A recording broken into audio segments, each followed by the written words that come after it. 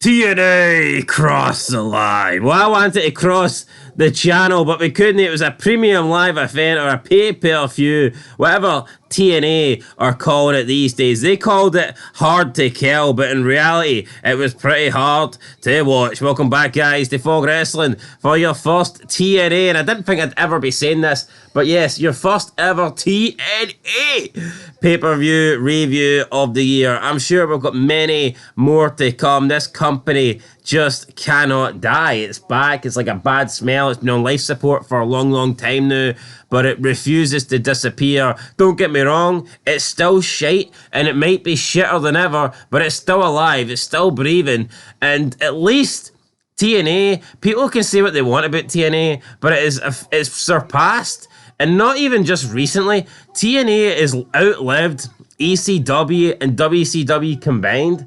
So as much as we can rip the piss out of TNA, I think we need to put some respect on its name. No, it refuses to go away. Alright, now I know Bischoff and Heyman have come out and they've mocked TNA and they've mocked Dixie Carter and they've said it wasn't profitable, it wasn't this and it wasn't that. Well, TNA's still here and ECW and WCW are long gone. They are. Now, just like my interest for this review, because I tell you what, I want to talk about the pay-per-view. Now, maybe if TNA was relevant and it was around 30 years ago, then McMahon would have snapped that up too. But reality is, no, I just think we need to actually give a bit of credit here to TNA. It's longevity alone. Well, that's where the credit ends. Right. Like a credit bank, the money's run out, the well has went dry. We're in the red. Let's talk about the man that won the women's match. Well, first, let's quickly talk about the pre-show. Tommy Dreamer wasn't on the... Why would you not have Tommy Dreamer? I mean, it's Tommy Dreamer versus Crazy Steve. I refuse to believe that match is less important than every other match that was on the card tonight. What, did you watch it? No. There was a spot where he did a thunderbomb and a bunch of plastic forks. I need to know what a thunderbomb is first, but... a rolling bomb into the corner, what do you call him? Rolling thunder? No, it's not a rolling thunder, is it? Senton splash? The fork maneuver? Tommy Dreamer? He probably just ran and rolled his body like a big bag of shite and pushed his lord ass into Crazy Steve. The point is, he's not the champ anymore, alright? My point is, I think Tommy Dreamer moves better than Matt Hardy. Right. What? What? You think he does? You don't think he does? No. Tommy Dreamer. Matt Hardy has hips on his head, and his hips do lie. Tommy Dreamer's done. You think Matt Hardy's in better shape than Tommy Dreamer? Have you? When was the last time you seen Tommy Dreamer? A couple of years ago. Well, then you need to reevaluate. Is that why he's on the pre-show? Yes. I need to check this match. I don't know why he's got the belt, or had the belt. Digital media. He's probably got more viewers. He's probably got more followers than everyone else in the company combined. Anyway, right, Tommy Dreamer loses. Crazy Steve is back, and he's the new digital media champion. Good for him. We move in to the main show. We kick off with the first ever women's X Division Ultimate X match. What about Top Dollar? He debuted it. Fuck him, he doesn't matter. Did he break his neck jumping over the top rope? No, he battered Joe Henry.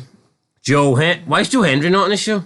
On the pre-show. Local hero. Well, should have been on the main show. So we get the Ultimate X match. Apparently it's the first time the women have had an Ultimate X match, but the commentator, Tom Phillips, referenced that one of these women, I can't remember which one, had won Ultimate X before. So, did they have a female in an intergender one before or something like that? Or is this just the man's second match in Ultimate X? I don't know, but this was the first ever women's Ultimate X match, but Tom Phillips definitely says that one of the women in this match had previously won an Ultimate X, so... He almost got caught with his hand in the cookie jar. I'm not kind of sure how that happened, but anyway, Vanessa Giselle, or Giselle Shaw. Fucking... the woman that used to be a man that dates Scott D'Amore that looks gayer than she does is now the X Division Ultimate X. See Scott D'Amore, like, see if he was cosplaying as a dyke, you get 10 out of 10 for me. He looks like one, doesn't he? Fruit. Vanessa... Great guys, though. I don't even fucking know the name. Janelle Saw, she wins. That looks like a man. I'll say it looks like a man. It is a man. Come on, man. XY chromosomes, buddy. I just need a wee Y on there. Anyway, right, let's move on. This match sucked. It wasn't bad, but wasn't great. PCO fell on his neck. Alright, you know what? PCO, this guy's 56, and you talk about people that can still go or people that can move. I'll give this a guy a bit of credit. Now I know he's got the whole Frankenstein gimmick, and maybe he's supposed to walk a little bit robotic and stuff like this, but for a guy that's 56, he was fucking doing moonsaults and swanton bombs and senton bombs and landing on his neck, and I mean, he's pretty much trying to kill himself. He was. Santino. Maybe I don't think he wanted to get to his 57th birthday, that's for sure. Santino made a 3-on-3 match, and it was alright. It was a wee bit of fun. Yeah, Santino comes out after the DQ. He says it's not going to end like this. He makes the match and makes a 6-man tag. And my thoughts are, if Santino's here, then why didn't we see him again throughout the show?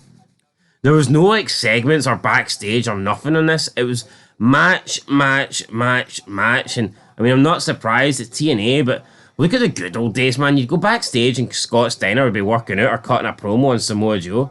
This fat bastard. There'd be something. The main event Mafia would be gearing up. They'd be discussing tactics or some shit. You'd have something going on. Christian and the Christian Coalition or something. Where was the backstage stuff tonight? Where was it? Nowhere to be seen, but we did have another fat woman come out. It was Decay returning, and they won the tag titles against the tag champions. That's who they won it against. Misha Slamovich and Kelly Kelly. There you go. That's a pretty good sound tag team name there. That was 2 individual names. I know it was. Decay won, but who cares? It's no Abyss or Crazy Steve. Crazy Steve's on the pre-show. You just can't add someone in to a team and then expect it to be great. You know what I mean? It's like, it'd be like if Road Dogg said, right, K-Quick, you're now DX, and then they just came out as DX. I actually wouldn't mind R-Truth and DX. So. No, I get that, but back in the day, I mean, no one was like, oh, look at K-Quick, this guy's amazing. I never minded him. Right, my point is, right, dickhead, you can't just add an outsider in and expect us to care. Fair enough. 4 out of 10, buddy. Decay win, though. Chris Sabin defends his X Division title against a midget kid and Casida. And you know what? He wins, but this match was flippy, dippy, shitty, tippy, mince, wasn't it? It wasn't that good. It was broccoli and mince mixed up in a cup under the bed, wasn't it? It was absolute shite. It wasn't great. It wasn't great. Chris Sabin wins. Right, let's talk about the match you want to talk about. Which is Josh Alexander against Hammerstein. This match was good. Josh Alexander versus Alex Hammer War. Big men, you know, just going at it. Decent selling. Decent selling. Decent psychology.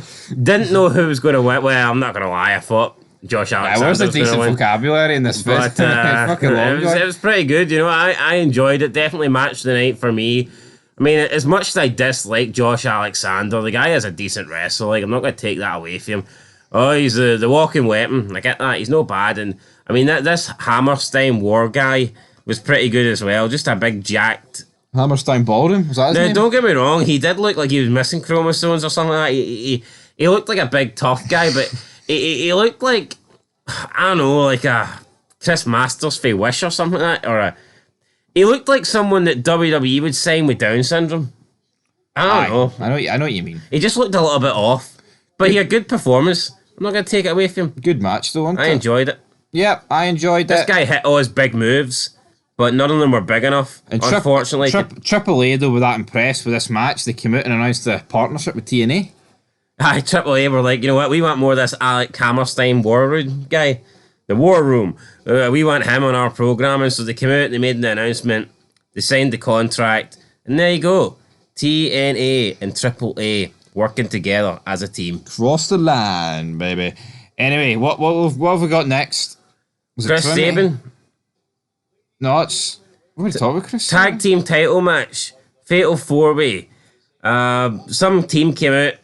The champs coming out using the Bullet Club theme. I don't quite understand what's happening here. I didn't think they were in the Bullet Club. No. I didn't think anybody for the Bullet Club was in TNA. But they were using the Bullet Club theme. This was essentially just 8 jobbers for me. It didn't do anything for me. This is where you need the Hardys. Yeah, you got 4 tag teams and none of them mean shit, to be honest. No. Honestly, is this the best TNA's got to offer? If this is your tag team division, you'd be better off just getting rid of the belts. Yeah, I would say. But, the problem is, so it's like, We rate AEW and WWE shows just as bad, and they've got some more star power than this. So, like, if TNA actually had a bit of star power and maybe did some with them, could be the best show of the week. Could be. The match wasn't great. Why not make it elimination? I don't get it. Bullet Club won despite really not being involved in any of the match, really. Pretty weird. Anyway, Bullet Club win. They're still your champs. And that's it. That's that match done and dusted. We then move on to... I feel like I'm forgetting something here, but I believe we move on to Trinity versus Jordan Grace. We have the debut of Dana Brooke, who's been called Ash by Elegance.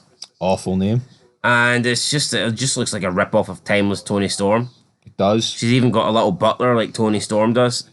I mean, she's changed her hair, she's changed her look.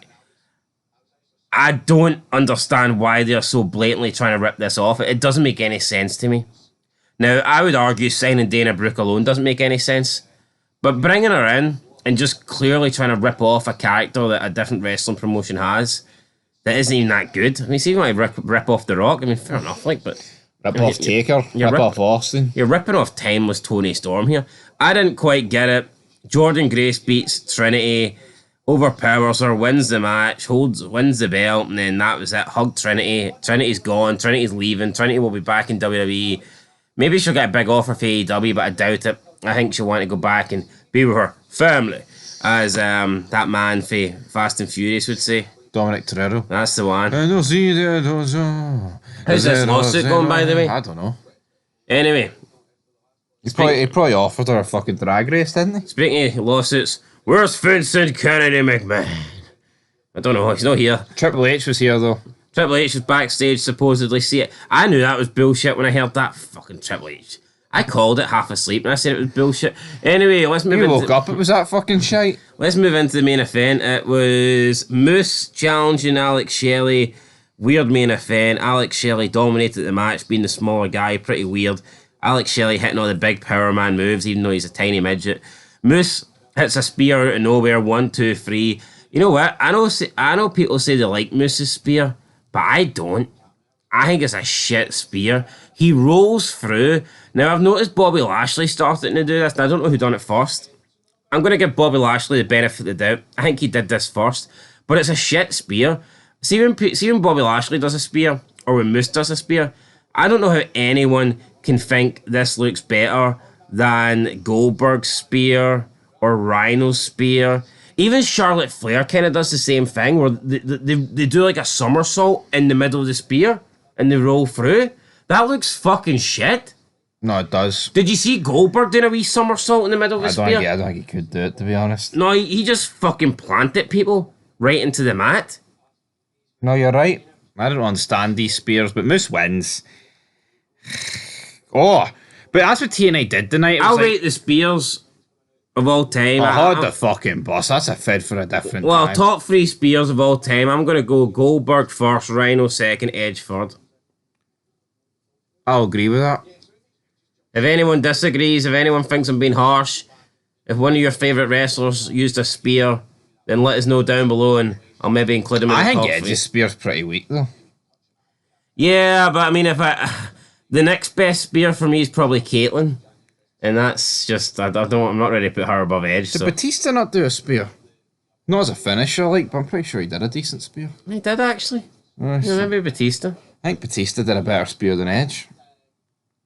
Sorry, Edge. That's just the reality. But the reality is, Alex Shelley's not your TNA World Champion. I think TNA took the easy road out tonight. I think they just went, you know what? We'll just give people new champions to make it feel a bit more fresher. And then what do you get? Nick Nemeth. I'm going to be honest, right? Why the fuck did why did they bring out the new belts tonight when they're going to have new champions? New designs?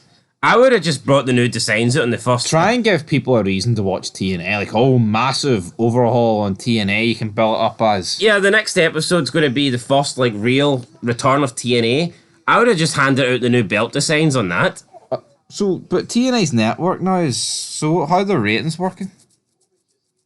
What do you mean, how's their ratings working? Well, they're not on a network. They're just on their own.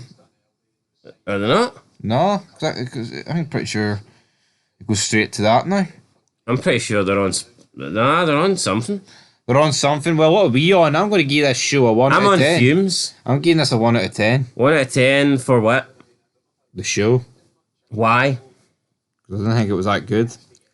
I'm gonna give it a 2 out of 10. Reason why I enjoyed Josh Alexander versus Alex Warhammer. I like Santino coming out and cutting a wee 10-second promo, and Nick Nemeth is back, and yeah. He's debuted, buddy. Anyway, 1.5 out of 10. I mean, it's not an awful. Well, it's an awful rating, but I mean, if you consider what we normally give wrestling shows, is it really too far off the rest of them? Probably not. But anyway, till next time. Peace.